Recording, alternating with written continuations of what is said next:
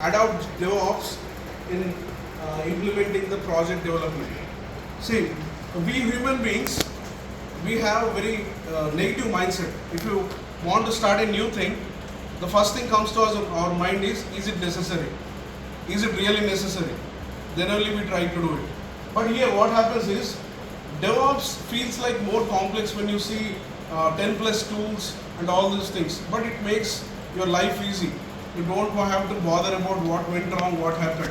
Because tools are there, everything will be monitored, everything will be maintained, and it is very convenient because our application stays on the cloud. So no need of worrying about crashing or failing or even deleting also, because we have our accounts. So this mindset we need. First of all, we want to adopt the DevOps. So what requirements we need? As I said, the team sits and analyzes the strategy and to choose the right tools. As I said, a tool కావాలి మనకు అనేది ఎప్పుడు తెలుస్తుంది అంటే when you go through all the tools and which one fits the business, because we have different domains. Banking projects we need somewhat more security for banking projects. You all know. You have a student management application or a library system. It doesn't need that much. You can go for some other tools, right? So the development and containerization and adoption. So all these things are necessary if you want to choose DevOps in your. Okay, these are the various 7 stages of DevOps: the planning stage, the coding, the building, testing, releasing, deploying and operating and monitoring. These 7 phases will be same like your SDLC model, like the waterfall model we have, right? Waterfall model also we have the requirement analysis, design, coding, deployment, same. But here at every stage we use different tool. Only thing is we are replacing the manual activities with the appropriate tool here, right? Next. The first tool we are going to speak is about Git.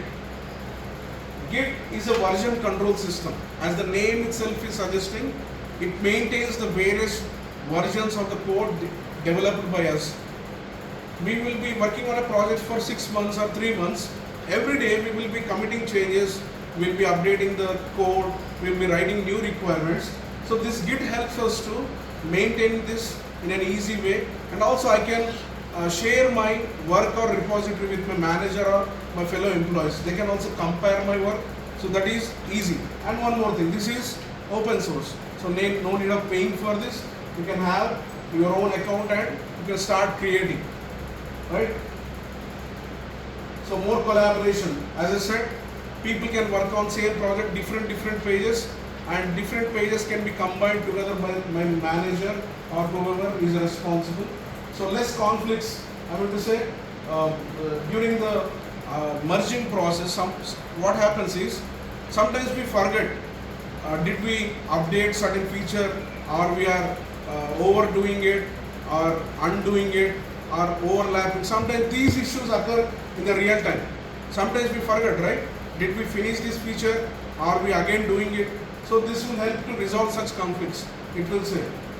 So repositories, as I said, repositories are online storage of your project or whatever files you want to store, the libraries, the packages, images also you can store. Integration, it helps team collaboration and integration. You can do the code review also. I mean to say, I written some code, I shared it to some of my friend. He can write the comment there. I mean to say, he can ask, why did you add this loop here? What is the functionality, or which algorithm did you use for this? So that is also there. Reviews also we can do. So it is more developer friendly. What can I say? Right? Next.